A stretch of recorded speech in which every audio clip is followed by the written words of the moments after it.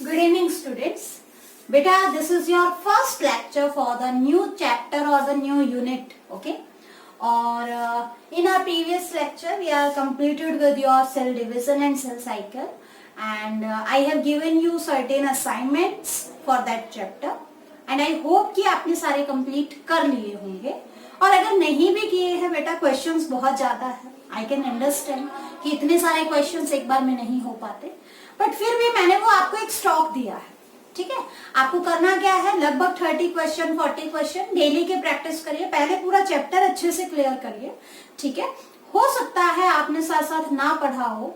ठीक है ना, तो आप पहले पूरा चैप्टर अच्छे से करिए. उसके बाद बेटा you have to attempt that questions. Okay, ऐसा नहीं है कि एक ही दिन में सारा करना है. मैंने आपको एनसीईआरटी एग्जाम्पलर के क्वेश्चंस दे दिए हैं. मैंने आपको आकाश इंस्टीट्यूट की बुक के जो क्वेश्चंस होते हैं, अलग से सेपरेट प्रैक्टिस क्वेश्चंस जो होते हैं वो दिए हैं. ठीक है, और एक आपका बायोलॉजी एक्सप्लोरर के नाम से आता है. ठीक है ना, वो वाला कंटेंट दे दिया है. प्लस सेल्फ क्वेश्चंस थे, वो भी ऐड करते हैं. तो लगभग 500 to 600 क्वेश्चंस बेटा प्रैक्टिस के लिए मैंने आपको सेंड किए हैं. ठीक है ना, आपको रेगुलरली उसमें से 30 क्वेश्चंस करके सॉल्व करोगे तो लगभग 1 वीक में बेटा आपका वो असाइनमेंट पूरा हो जाएगा. ठीक है, अब देखो, आज से हम नई यूनिट स्टार्ट कर रहे हैं. Those who are new student बेटा प्लीज पे अटेंशन. ठीक है, आप अब यहाँ से बिल्कुल जो है आप इसको यहाँ से कैरी ऑन कर सकते हो. इस यूनिट का पीछे वाले चीज से कोई लेना देना नहीं है, कुछ खास चीजें इंटर रिलेटेड नहीं है. ओके, तो you can start from here. Okay, now our first unit is diversity in living organism. ठीक है बेटा, ये क्या है, यहाँ पे ये कंप्लीट यूनिट का नाम है. ओके, आपके बुक में ये आपको फर्स्ट यूनिट के फॉर्म में मिलेगा, जिसमें टोटल 4 चैप्टर्स इंक्लूडेड है. आई बात समझ में? जैसे आपका सेल वाली यूनिट के अंदर कितने 3 चैप्टर इंक्लूडेड थे, इस पूरी यूनिट में बेटा 4 चैप्टर इंक्लूडेड है. ठीक है ना, diversity in living organism. Diversity का मतलब appearance of different forms of living organism. Clear? Diversity का मतलब विभिन्नता. तो लिविंग ऑर्गेनिजम्स के अंदर क्या क्या विभिन्नताएं हैं, ठीक है, उससे रिलेटेड हम चीजों को पढ़ रहे हैं. तो यहाँ पे बेटा your first chapter will be the living world.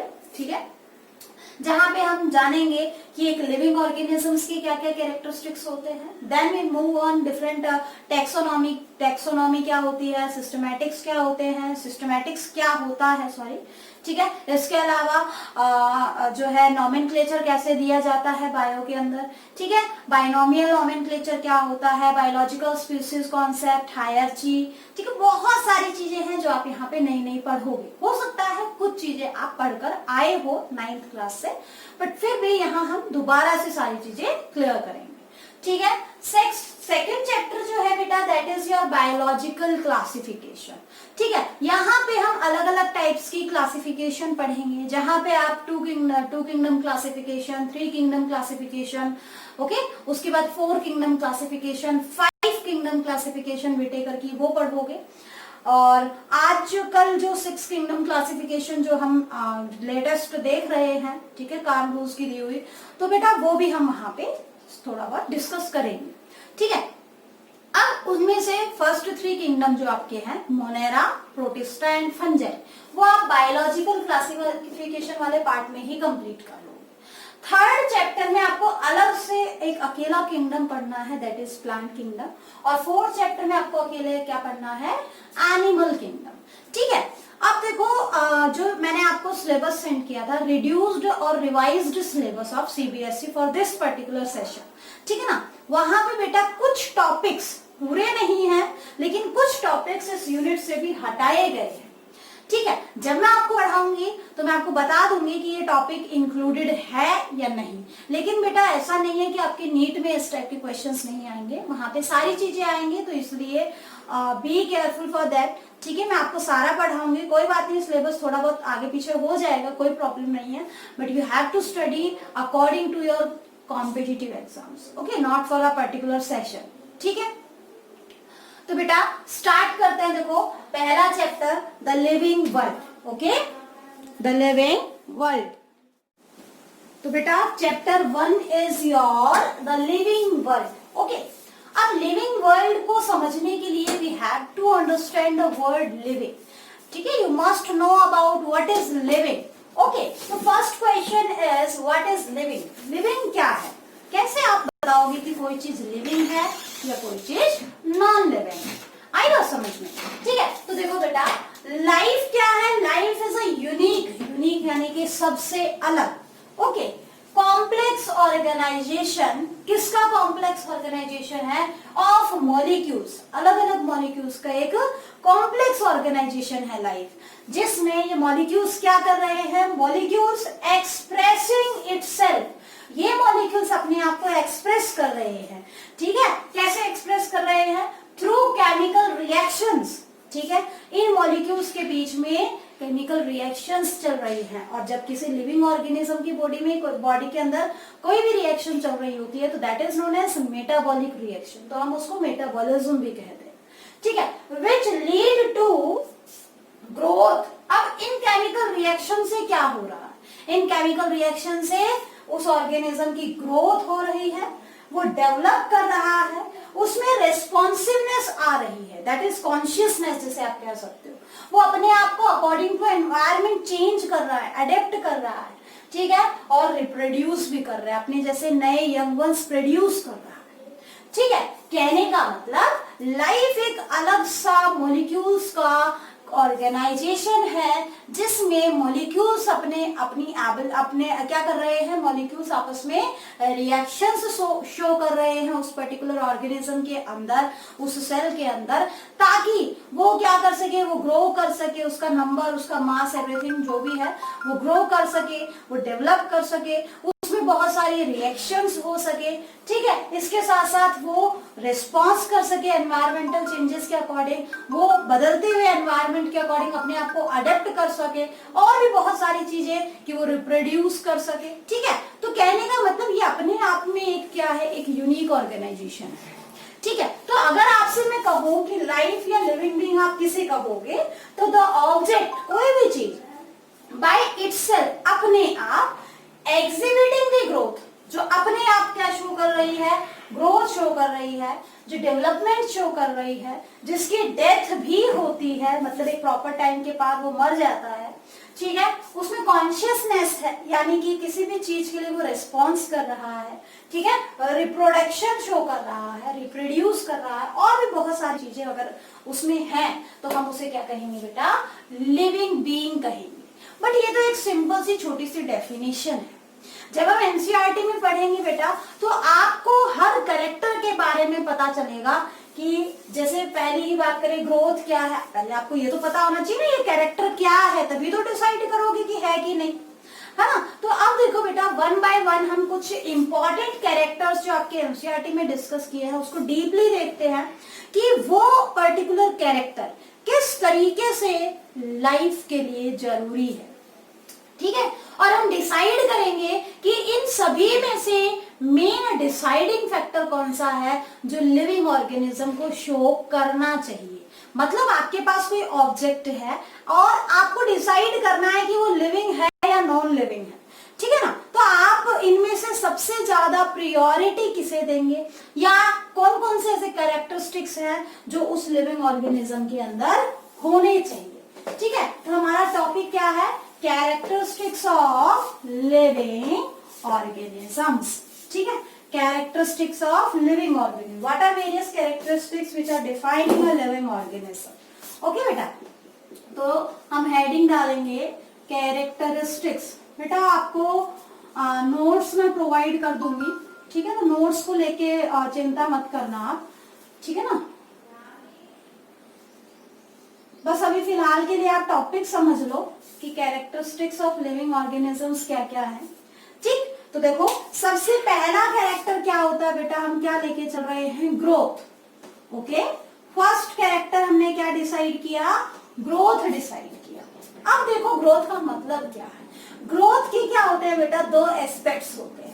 ठीक है ना, ग्रोथ की अगर हम बात करें तो ग्रोथ क्या है आपका, ग्रोथ के अंदर बेसिकली आप दो चीजें देखते हो। ठीक है, it have twin characters, it have twin characters. और वो ट्विन कैरेक्टर्स क्या हैं जो ग्रोथ को डिसाइड कर रहे हैं, एक तो हो गया increase in number of cell. किसी भी पर्टिकुलर चीज में अगर अपने आप उसका नंबर ऑफ सेल बढ़ता जा रहा है तो आप क्या कहोगे कि इस पर्टिकुलर चीज की ग्रोथ हो रही है ना। दूसरा क्या लिखोगे बेटा, increase in mass of organism, increase in mass, उस ऑब्जेक्ट का मास अगर इंक्रीज कर रहा है, उसका वजन अगर बढ़ रहा है, ठीक है, तो भी आप क्या कहोगे कि उसकी क्या हो रही है, ग्रोथ हो रही है। आई बात समझ में बेटा, ठीक है ना। तो ये क्या है, दो कैरेक्टर्स है ग्रोथ को लेके। लेकिन अगर हम बात करें ग्रोथ की, तो देखो प्लांट्स में जो ग्रोथ होती है वो अलग तरीके से होती है, ठीक है, और एनिमल्स में जो ग्रोथ होती है वो अलग तरीके की होती है, ठीक है। अगर हम बात करें प्लांट्स की, इन प्लांट्स की अगर हम बात करें तो वहां बेटा आपको जो ग्रोथ दिखाई देगी वो कैसी होती है, that is indefinite and indeterminate, indefinite and indeterminate, मतलब कि यू आर नॉट डिटरमाइंड कि किस जगह पे कहां पे कैसी क्या ग्रोथ हो जाए, ठीक है। नथिंग इज डिटरमाइंड, कुछ भी आप पहले से नहीं जानते कि हाँ इस पेड़ की शेप ऐसी, थोड़ा बहुत हम कह सकते हैं कि हाँ भाई इसकी पत्तियां लंबी होंगी और लगभग शेप अप्रोक्सीमेटली कह सकते हो, बट आप कंप्लीट ऐसे नहीं कह सकते, डिटरमाइंड नहीं हो, श्योर नहीं हो कि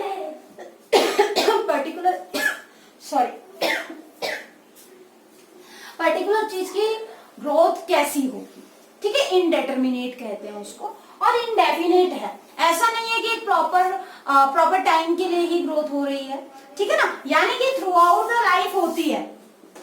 ऐसा नहीं कि कोई प्लांट एज्ड हो गया, ये एक पर्टिकुलर जो है पर्टिकुलर टाइम के बाद उस पर्टिकुलर आपका जो प्लांट है उसकी ग्रोथ नहीं होगी। अगर वहां से आपने लीफ को जो है तोड़ लिया तो चाहे ओल्ड हो या न्यू हो, हर प्लांट एक नई लीफ उस टाइम पे ग्रो करेगा। आई बात समझ में, कहने का मतलब प्लांट्स में through out the life growth रहती है, यानी कि इनडेफिनेट ग्रोथ होती है, ठीक है, इनडेटरमिनेट ग्रोथ होती है, यानी कि you are not defined in which direction और in what things are going to be grow, okay. आई बात समझ में, तो everything is not decided, that's why जो ग्रोथ है प्लांट्स में वो अलग तरीके की होती है। बट अगर हम बात करें एनिमल्स में, ठीक है, तो एनिमल्स में क्या होता है बेटा, ये जो ग्रोथ का जो फैक्टर है वो अलग होता है, ठीक है। एनिमल्स के केस में क्या होता है, इन्हीं का सब कुछ अपोजिट, जैसे डेफिनेट ग्रोथ होती है, डिटरमाइंड ग्रोथ होती है, और इसके साथ साथ एक पर्टिकुलर एज तक होती है, definite, determined and for a particular time, for a particular time. ऐसा नहीं है कि आपकी बॉडी का साइज हमेशा बढ़ता जाएगा, ठीक है, ऐसा नहीं होता, एक प्रॉपर ग्रोथ होती है, ठीक है। और ऐसा भी नहीं है कि इंडेफिनेट हो, मतलब ऐसा नहीं है कि आपकी एक उंगली तोड़ दी तो नेक्स्ट डे नहीं आ जाएगी, ऐसा भी नहीं होता, है ना। तो कहने का मतलब हमारी एक डेफिनेट ग्रोथ होती है, मतलब एक प्रॉपर हमारा बॉडी का स्ट्रक्चर है, उसी के अकॉर्डिंग हमारी ग्रोथ होती है। इसके अलावा डिटरमाइंड है, ठीक है। आई बात समझ में, कहाँ कहाँ कैसी कैसी ग्रोथ हो रही है, दैट इज डिटरमिनेट ग्रोथ, और एक पर्टिकुलर टाइम के लिए होती है, एक पर्टिकुलर एज के लिए होती है, हमेशा नहीं रहेगी। आई बात समझ में। तो एक तो बेटा आपको ये याद रखना है कि प्लांट्स में और एनिमल्स में क्या डिफरेंस है, ग्रोथ को लेकर क्या डिफरेंस है, ठीक है। अब देखो, अब हमें देखना है कि क्या ग्रोथ जो है उसका रिलेशन रिप्रोडक्शन से भी है, प्लस दूसरी चीज हमें देखनी है कि जो ग्रोथ है वो किस टाइप से, मतलब कि ऑर्गेनिज्म के अंदर कैसी होती है, यूनिसेलुलर और मल्टीसेलुलर ऑर्गेनिज्म में कैसी होती है। तो देखो बेटा, अगर हम बात करें यूनिसेलुलर ऑर्गेनिज्म की, यूनिसेलुलर ऑर्गेनिजम्स, ठीक है, तो यूनिसेलुलर ऑर्गेनिजम्स में क्या होता है बेटा, जैसे मान लो हम एग्जांपल लेते हैं अमीबा का, ठीक है, अमीबा का नाम लेते हैं। तो बेटा अमीबा में जैसे ही नंबर ऑफ सेल इंक्रीज करे या मास इंक्रीज करे, तो कहीं ना कहीं that is related with reproduction also, ठीक है ना, कहीं ना कहीं वो रिप्रोडक्शन से लिंक्ड है। आई बात समझ में, ठीक है ना बेटा। तो देखो अमीबा की जहां तक बात है, देखो मान लो ये आपके पास एक अमीबा है, ठीक है, ऑब्वियसली एक सेल से बना हुआ है। धीरे धीरे क्या होगा, इसका न्यूक्लियस इलोंगेट करेगा ऐसे, और अल्टीमेटली क्या हो जाएगा, ये यहाँ पे साइटोकाइनेसिस शुरू होगी और 2 न्यूक्लियस बन गए, और यहाँ पे फाइनली क्या बना, ये एक सेल बन गया और ये दूसरा सेल बन गया। तो देखो अमीबा के रेस्पेक्ट में या किसी भी यूनिसेलुलर ऑर्गेनिज्म के रेस्पेक्ट में देखिए तो with respect to number of cell, अगर हम नंबर ऑफ सेल के रेस्पेक्ट में देख रहे हैं, नंबर ऑफ सेल के रेस्पेक्ट में देख रहे हैं, तो obviously number of cell increase हुआ है, उसी को तो हमने क्या कहा, ग्रोथ कहा। तो यहाँ एक सेल था, एक से आपके पास 2 सेल बन गए, तो दिस इज कॉल्ड ग्रोथ। अगर हम नंबर ऑफ सेल के रेस्पेक्ट में देख रहे हैं तो ये क्या है बेटा, ग्रोथ को रिप्रेजेंट कर रहा है। लेकिन वहीं पे अगर नंबर ऑफ ऑर्गेनिजम्स की बात है, देखो मैंने मास नहीं लिखा है यहाँ पे, ठीक है, ऑर्गेनिज्म की रेस्पेक्ट में देखिए तो ये जो सिचुएशन है, ये जो कंडीशन आप यहाँ देख रहे हो, इट विल रिप्रेजेंट रिप्रोडक्शन। कौन सा लाइफ प्रोसेस रिप्रेजेंट कर रहा है, रिप्रोडक्शन। आई बात समझ में, ठीक है ना। कहने का मतलब कि अगर हम यूनिसेलुलर ऑर्गेनिजम्स की बात करें तो वहां पे growth is related with reproduction. Growth का मतलब रिप्रोडक्शन भी है, because they show growth by increase in number and increase in number because they are unicellular organism. तो एक सेल से अगर उसका सेल 2 हुए तो ऑब्वियसली नंबर ऑफ ऑर्गेनिजम्स भी बढ़े, ठीक है ना। तो कहीं ना कहीं यूनिसेलुलर ऑर्गेनिजम्स में क्या होता है, तो यहाँ पे देखो बेटा, यहाँ पे growth and reproduction are mutually inclusive event, mutually inclusive events. क्या म्यूचुअली इंक्लूसिव इवेंट्स हैं आपके, ग्रोथ एंड रिप्रोडक्शन। मतलब कि ग्रोथ और रिप्रोडक्शन एक दूसरे से कनेक्टेड हैं, इंक्लूसिव हैं। ग्रोथ बोलोगे तो उसका मतलब रिप्रोडक्शन भी है, रिप्रोडक्शन बोल रहे हो तो कहीं ना कहीं उसका मतलब ग्रोथ भी है। इंक्लूसिव इवेंट है, ठीक है, एक साथ बोले जाने वाले इवेंट्स हैं, ठीक है। लेकिन अगर हम बात करें किसकी बेटा, मल्टी सेलुलर ऑर्गेनिजम्स की, ठीक है, अगर हम बात करें मल्टी सेलुलर ऑर्गेनिजम्स की, तो वहां पे क्या होता है बेटा, मल्टी सेलुलर ऑर्गेनिजम्स में इस टाइप से आपको नहीं दिखाई देगा। जैसे हम हमारा ही एग्जांपल ले लेते हैं, multi cellular organisms. If you take our own example, okay, हम अपना खुद का एग्जांपल ले, तो देखो जब आप बच्चे थे तो you were just of small size, okay, this is your childhood, आपकी साइज छोटी थी, but as your age increases, okay, you become older, तो उस केस में बेटा आपकी जो नंबर ऑफ सेल्स हैं वो कहीं ना कहीं इंक्रीज कर गए हैं। नंबर ऑफ सेल्स क्या हो गए हैं, इंक्रीज हुए हैं, यानी कि नंबर ऑफ सेल्स के रिस्पेक्ट में क्या हुआ, आपकी ग्रोथ हुई, ठीक है, and your body size become like this, okay, आपकी बॉडी साइज कुछ इस तरीके की होगी।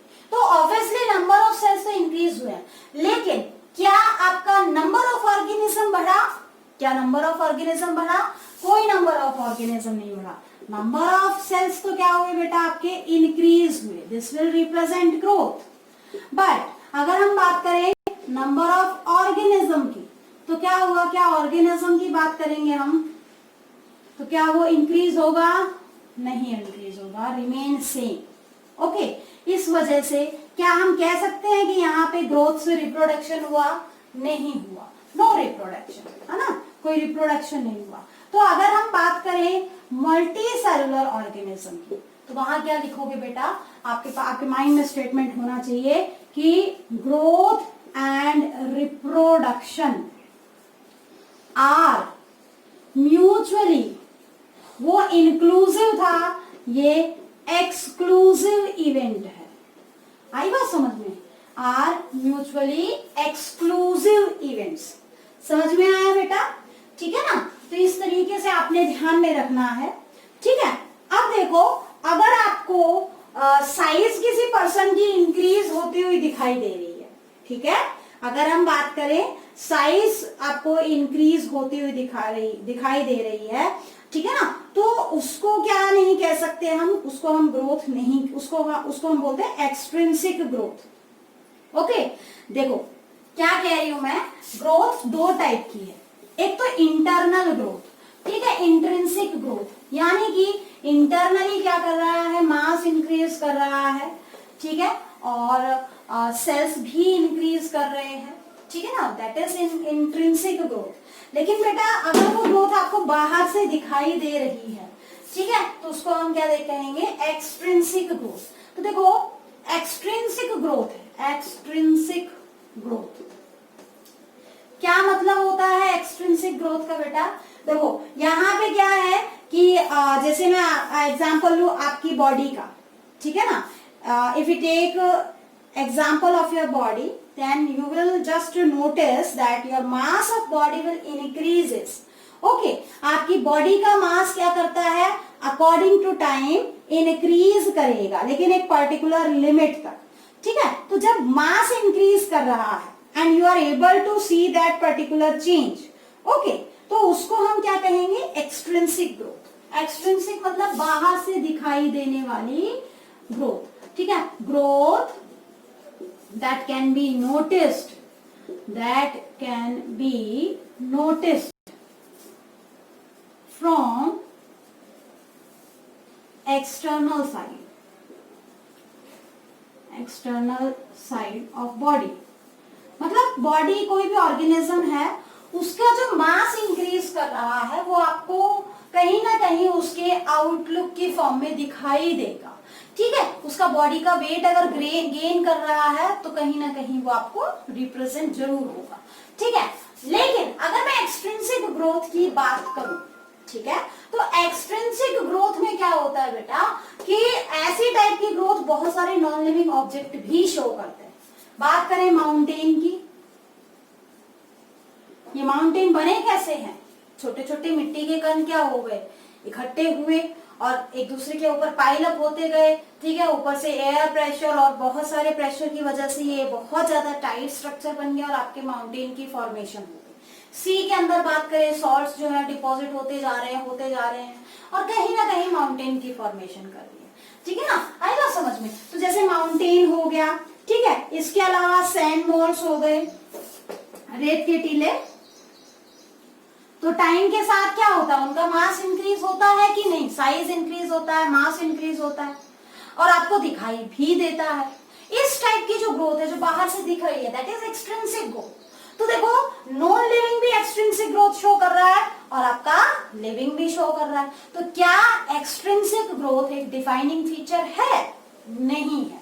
ध्यान रखना, extrinsic growth is not a defining feature, not a defining feature for a living organism। एक ऑर्गेनिज्म लिविंग है या नहीं इसके लिए उसकी एक्सट्रिंसिक ग्रोथ नहीं देखेंगे बेटा, लेकिन हाँ आप यूं कहो कि इंट्रिंसिक ग्रोथ की अगर हम बात करें, ठीक है, इंट्रिंसिक ग्रोथ, इंटरनली उसके अंदर जो है उसके मॉलिक्यूल्स बहुत ज्यादा इंक्रीज हुए हैं, ठीक है। इसके अलावा और भी बहुत सारे फैक्टर्स हैं जो हम आगे डिस्कस करेंगे। तो ग्रोथ कहीं ना कहीं इंटरनली हो रही है, बॉडी के अंदर हो रही है, ठीक है ना, तो उसको हम क्या कहेंगे, एक्सट्रिंसिक ग्रोथ कहेंगे। आई बात समझ में? सिर्फ पाइलअप नहीं होना, ठीक है, पूरी के अंदर डेवलपमेंट भी होना, आई बात समझ में, दैट इज इंट्रिंसिक ग्रोथ। तो this one is the defining feature, the organism is living और नॉन लिविंग। आई बात समझ में? ठीक है बेटा, तो आपको ये भी ध्यान में रखना है कि एक्सट्रिंसिक और इंट्रिंसिक ग्रोथ कैसे ऑर्गेनिज्म को इफेक्ट कर रही है, ठीक है।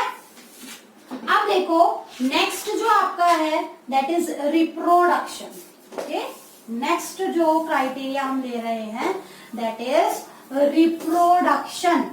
ओके, अब रिप्रोडक्शन क्या होता है? प्रोडक्शन ऑफ न्यू ऑर्गेनिज्म, ठीक है, वो सेम काइंड के भी हो सकते हैं, सिमिलर डिसिमिलर कैसे भी हो सकते हैं। तो सेकंड जो क्राइटेरिया हम ले रहे हैं दैट इज रिप्रोडक्शन। ओके, ठीक है, reproduction, production of new organism from the existing one, उसको क्या कहोगे आप? रिप्रोडक्शन कहेंगे।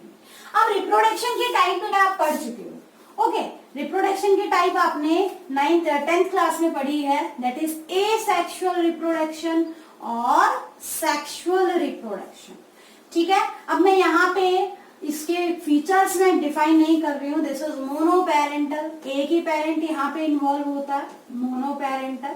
डिटेल से बेटा हम इसको आगे पढ़ेंगे, बट फिलहाल के लिए हम जस्ट एक लुक ले रहे हैं कि एसेक्सुअल रिप्रोडक्शन किसे कहोगे, सेक्सुअल रिप्रोडक्शन आप किसे कहोगे। ठीक है, तो यहाँ पे ये कैसा होता है, बाई पेरेंटल होता है।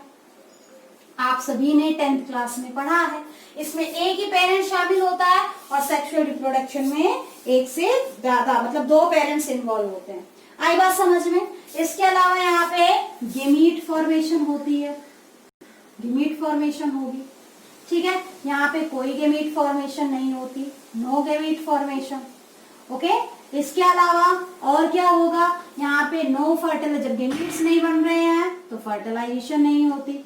अब मैं आपको पढ़ा चुकी हूँ कि गेमेट्स क्या होते हैं, सेल में पढ़ा हमने, उसके बाद हमने सेल डिवीजन में पढ़ा। ठीक है, यहाँ तक पढ़ा कि जो गेमेट्स है वो बनते कैसे हैं। फिर भी अगर किसी को डाउट है तो बेटा पर्सनल नंबर पे पूछ लेना गेमेट्स क्या होते हैं, मैं दोबारा समझा दूंगी। ठीक है ना, तो यहाँ कोई फर्टिलाइजेशन नहीं है, लेकिन यहाँ जो गैमेट्स है यानी कि जो स्पर्म है और जो एग है उनका जब फ्यूजन होता है तो क्या बनता है, जाइगोट बनता है। आई बात समझ में। ठीक है ना, तो इस तरीके से देखो बेटा यहाँ पे न्यू इंडिविजुअल बन रहा है। तो देखो ये तो बात हुई रिप्रोडक्शन के टाइप की। एसेक्सुअल में फिर आपने और भी बहुत सारी टाइप्स पढ़ी हैं। ठीक है ना, जैसे आपने पढ़ा है बाइनरी फिशन, मल्टीपल फिशन। ठीक है, इसके अलावा आपने फ्रेगमेंटेशन पढ़ा है, स्पोर फॉर्मेशन पढ़ा है। ठीक है, आपके नोट्स में मैंने एग्जांपल डाल दिए हैं, एक बार स्टडी कर लेना। अब यहाँ पे वो सारा समझाने बैठूंगी तो बेटा फिर आपकी वीडियो लेंदी जाएगी, फिर आप शिकायत करोगे मैम बहुत ज्यादा लेंदी वीडियो होगी। ठीक है, वो सब चीजें इतना ज्यादा समझाने की नहीं है, जस्ट एग्जांपल आप 10th में भी पढ़कर आए हो, आगे हम फुल डिटेल करेंगे, तो बस एक एग्जांपल का लुक आप देख लेना नोट्स के अंदर। ठीक है, वैसे आपने अभी अभी 10th में पढ़ा ही है। ठीक है, तो वो बेटर नहीं करता है। तो अलग अलग एसेक्सुअल रिप्रोडक्शन बेटा जैसे आपका बाइनरी फिशन अमीबा के अंदर हो गया। ठीक है, इसके अलावा मल्टीपल फिशन आपने जो है प्लाज्मोडियम के अंदर देखा है। ठीक है, इसके अलावा बेटा स्पाइरोगायरा फ्रेगमेंटेशन आपने पढ़ा है। प्लानेरिया के अंदर आपने जो है किस टाइप का डिवीजन पढ़ा था, रीजनरेशन पढ़ा है। ठीक है, तो ऐसे करके आपने कई टाइप्स पढ़ी है। ठीक है, वेजिटेटिव रिप्रोडक्शन आपने पढ़ा है। तो वहां पे देखो ये सब क्या है, जस्ट टाइप की बात है। लेकिन अगर मैं आपसे कहूं कि क्या रिप्रोडक्शन एक ऑर्गेनिज्म लिविंग है या नहीं, उसको डिफाइन करने का फीचर है कि नहीं। देखो reproduction is not a defining feature, either the living organism is living or non-living। क्यों? क्योंकि कुछ ऐसे ऑर्गेनिजम्स भी हैं जो रिप्रोड्यूस नहीं करते but still they are living. जैसे कि आगे आप हायर क्लास आगे पढ़ोगे वर्कर बीज। ठीक है, आपने 9th में भी पढ़ा होगा थोड़ा बहुत। बीज की कॉलोनी में 3 टाइप के ऑर्गेनिजम्स होते हैं। ठीक है, एक तो क्या होंगे, एक आपका क्या होगा, क्वीन होगी और वर्कर। ठीक है, तो इसमें कुछ फर्टिलाइज्ड एग होते हैं, कुछ अनफर्टिलाइज्ड। ठीक है ना, वो हम बाद में बात करेंगे कौन क्या होता है। बट जो वर्कर बीज होते हैं ना, इनका काम रिप्रोड्यूस करने का नहीं होता। आई बात समझ में। ठीक है ना, एसेक्सुअली प्रोड्यूस होते हैं ये, पार्थेनोजेनेसिस जिसको हम बोलते हैं, वो हम आगे डिस्कस करेंगे कैसे क्या होता है। बहुत डिटेल से है आपका 12th क्लास में, वो मैं करवा दूंगी। बट वर्कर बीज जो है, ठीक है ना, वो कभी भी रिप्रोड्यूस नहीं करती, लेकिन लिविंग तो है। ऐसे ही म्यूल, म्यूल क्या है, गधे और घोड़े का कॉम्बिनेशन, सिंपल लैंग्वेज में। ठीक है, आई बात समझ में। This is progeny of donkey and donkey और आपका हॉर्स। ठीक है ना, उनकी प्रोजेनी है, तो लिविंग तो है बट इनफर्टाइल है। ऐसे ही कुछ ह्यूमन बीइंग, जैसे कुछ कपल्स होते हैं, दे आर इनफर्टाइल, है ना। तो कहने का मतलब जो रिप्रोड्यूस नहीं कर रहा है, इसका मतलब ये तो नहीं है कि वो जो है लिविंग नहीं है ना। तो reproduction is not a proper defining factor और a proper feature that is determining either the living organism is either the given organism is living or non living। ठीक है, आई बात समझ में। तो अभी तक हमने 2 फैक्टर देखे हैं, ग्रोथ और रिप्रोडक्शन। ग्रोथ में अगर लिविंग है तो इंट्रिंसिक ग्रोथ जरूर शो करेगा, और अगर नॉन लिविंग है तो वो इंट्रिंसिक ग्रोथ शो कर सकता है। तो आपने सिर्फ इंट्रिंसिक ग्रोथ ध्यान में रखनी।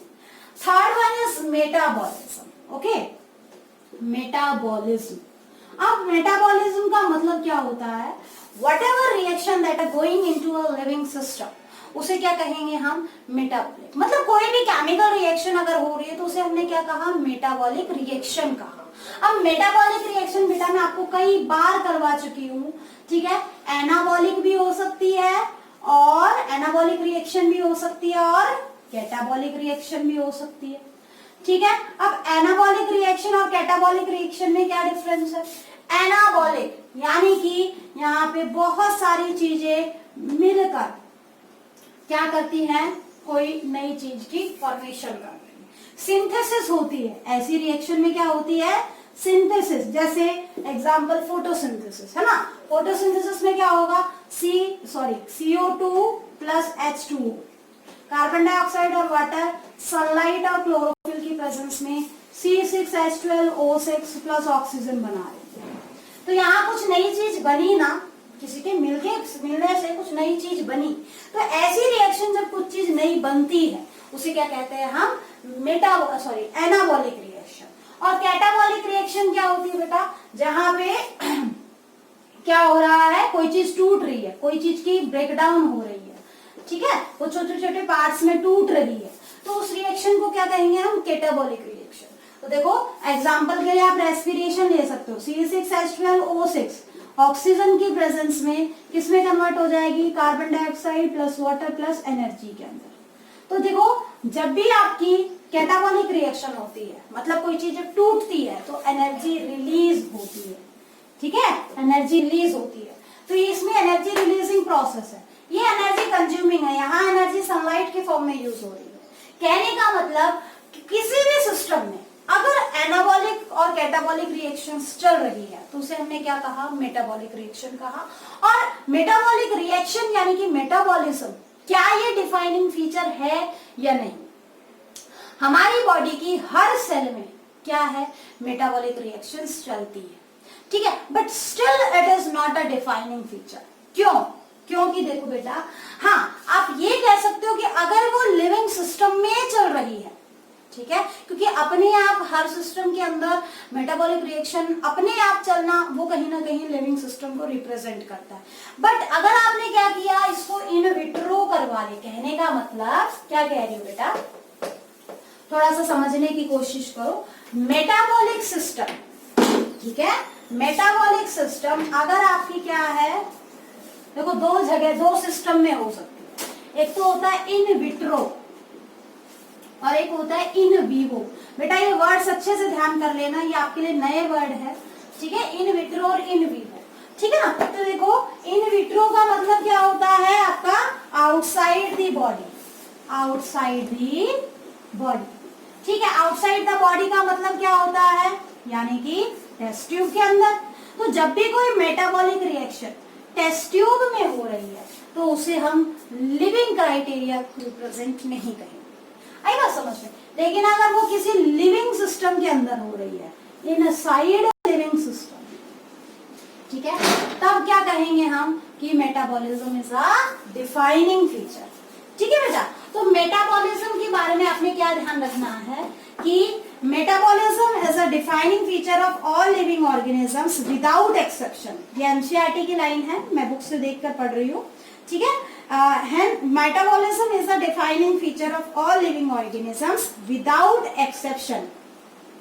लेकिन isolated metabolic reaction in vitro are not living things but surely living reactions, ठीक है। क्या कहा लास्ट में कि जो इन विट्रो ये मेटाबॉलिक रिएक्शंस चल रही है, नो डाउट ये लिविंग सिस्टम को डिस्क्राइब नहीं करती, बट एक लिविंग सिस्टम को जरूर, क्योंकि ये लिविंग रिएक्शंस जरूर बताती है, ठीक है। अगर आपकी मेटाबॉलिक रिएक्शन इन विट्रो हो रही है, टेस्ट ट्यूब में आप करवा रहे हो, तो कहीं ना कहीं आप लिविंग रिएक्शंस करवा रहे हो, ठीक है। तो मेटाबॉलिज्म भी एक बढ़िया क्राइटेरिया नहीं है कि ऑर्गेनिज्म क्या है, लिविंग। हाँ आप ये बोल सकते हो metabolic in living system, in vivo metabolism, ठीक है, that can be that can serve as your defining feature. Okay, आई बात समझ में, ठीक है ना।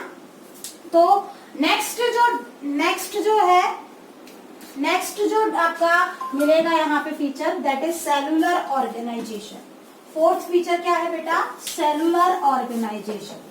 ठीक है, हाँ, ये आप बिना एक्सेप्शन के कह सकते हो कि cellular organisation is the main defining feature. ठीक है, सेलुलर ऑर्गेनाइजेशन, सेलुलर ऑर्गेनाइजेशन मतलब कि आपकी बॉडी के अंदर सेल की फॉर्मेशन होना। ओके, तो cell is the main defining feature, क्योंकि देखो ऐसा कोई पर्टिकुलर सिस्टम नहीं है, ऐसा कोई पर्टिकुलर जो है सेल से छोटी यूनिट नहीं है जो आपको लिविंग सिस्टम डिफाइन करे। ठीक है, अगर आपकी सारी चीजें अलग अलग हैं, सेल के कंटेंट्स अगर अलग अलग है, ये चीजें हम पहले भी डिस्कस कर चुके हैं, तो सेल के फॉर्म में अगर कोई ऑर्गेनाइजेशन हो रही है, कोई भी ऑर्गेनाइजेशन या कोई भी एग्रीगेशन सेल की फॉर्म में है, डेफिनेटली दैट इज लिविंग। ठीक है, तो ध्यान रखना कि cellular organism is defining feature of living organism because anything less than a complete cell does not have independent existence। Cell से छोटा अगर कुछ भी है, ठीक है, तो उसकी अपनी खुद की इंडिपेंडेंट एग्जिस्टेंस नहीं होती, वो लिविंग नहीं कहलाएगा। लेकिन एक सेल अगर अकेले है तो उसमें लिविंग कैरेक्टर मिलेंगे, वो खुद एक लिविंग है, उसमें मेटाबॉलिक रिएक्शंस भी होंगी, उसमें ग्रोथ भी होगी। ठीक है ना, बहुत सारे फंक्शंस हैं जो उसके अंदर होते रहेंगे। That's why it is the unique feature that is determining either the organism is living और non living. And last one is बेटा कॉन्शियसनेस। कॉन्शियसनेस, ठीक है, आप कॉन्शियसनेस का मतलब आप किसी भी चीज के लिए रेस्पॉन्स दे रहे हो, your body is responsive, that is known as consciousness. तो देखो, क्या हम कह सकते हैं कि कोई भी चीज अगर किसी चीज के लिए, किसी एक्सटर्नल एनवायरनमेंट के लिए या स्टिमुलस के लिए रेस्पॉन्स दे रही है तो वो लिविंग है, और अगर रेस्पॉन्स नहीं दे रही तो वो नॉन लिविंग। क्या आप ऐसा कह सकते हो? देखो, consciousness is still not defining feature for the organism. जैसे देखो रोबोट, हम उसमें क्या है, सिस्टम डाल देते हैं, ठीक है, और सिस्टम के अकॉर्डिंग वो क्या देता है, रिस्पॉन्स देता है कि नहीं, है ना। इसके साथ साथ देखो, चलो रोबोट तो आपने नॉन लिविंग कंसीडर किया, मान लो, सॉरी बेटा, मान लो कि कोई पर्सन कोमा के अंदर है, उसकी बॉडी सारे फीचर शो कर रही है बट अनकॉन्शियस है। आप बताओ कि वो ऑर्गेनिज्म लिविंग है या नॉन लिविंग, मतलब वो ऑब्जेक्ट लिविंग है या नॉन लिविंग। तो देखो, कॉन्शियसनेस नहीं है बट मेटाबॉलिक रिएक्शंस हो रही हैं, ठीक है, इसके अलावा उसके अंदर क्या हो रही है, उसकी ग्रोथ भी होगी। ठीक है, आएगा समझ में। तो बेसिकली देखो, मेटाबॉलिज्म आपको देखना है, दूसरी चीज उसका सेलुलर ऑर्गेनाइजेशन होना चाहिए, इंट्रिंसिक ग्रोथ होनी चाहिए। ठीक है, और कहीं ना कहीं हम ये मान के चलते थे पहले कि कॉन्शियसनेस बिल्कुल एक हेड पे है इन सभी के चीज साथ, मतलब कॉन्शियसनेस भी होनी चाहिए। ठीक है, लेकिन देखो, अगर हम इस टाइप की सिचुएशन को देखते हैं कि कोई पर्सन कोमा में है, तो क्या वो लिविंग है या नहीं? Obviously that particular organism is living. आएगा समझ में। तो कॉन्शियसनेस भी कंप्लीटली इस लिविंग कैरेक्टर को रिप्रेजेंट नहीं करती। तो बेटा, you have to take sum total of all criteria that you have studied. Okay, हम ऐसा नहीं कह सकते कि कोई एक पर्टिकुलर चीज, कोई एक कैरेक्टर अगर नहीं है तो वो ऑर्गेनिज्म लिविंग नहीं है। ठीक है, देखो, रिप्रोडक्शन नो डाउट रिप्रोड्यूस करना जरूरी है लिविंग ऑर्गेनिज्म का, ताकि उसकी कंटिन्यूटी बनी रहे। ठीक है ना, लेकिन ऐसा नहीं है कि वो रिप्रोड्यूस नहीं कर रहा तो वो लिविंग नहीं है। ग्रोथ होना जरूरी है, बट वहां पे इंट्रिंसिक ग्रोथ आप कह सकते हो कि अगर है तो लिविंग है, क्योंकि एक्सट्रिंसिक तो सब जगह मिल रही है आपको। ठीक है, ऐसा ही आपने देखा कि मेटाबॉलिक रिएक्शंस अगर इन विवो है तो लिविंग है, और इन विट्रो है तो हम उसको लिविंग रिएक्शंस कह सकते हैं, बट लिविंग ऑर्गेनिज्म नहीं कहेंगे। ठीक है, ऐसे ही उसके बाद आपने सेलुलर ऑर्गेनाइजेशन कहीं ना कहीं आप कह सकते हो विदाउट एनी एक्सेप्शन, यहाँ पे डिफाइनिंग फीचर है। ठीक है, तो ये पांच चीजें जो मैंने आपको बताई बेटा, आप इसको अच्छे से पढ़ के देखना, नोट्स में आपको भेज दूंगी। ठीक है, कल हम करेंगे क्लासिफिकेशन क्या होती है, नीड ऑफ क्लासिफिकेशन क्या है। ठीक है ना, इसको हम कंटिन्यू करेंगे। एक बार पढ़ के देखना, एनसीईआरटी से रीडिंग लगा के देखना, बहुत सारी चीजें आपको समझ में आएंगी। ठीक है, that's all for today's lecture. Thank you.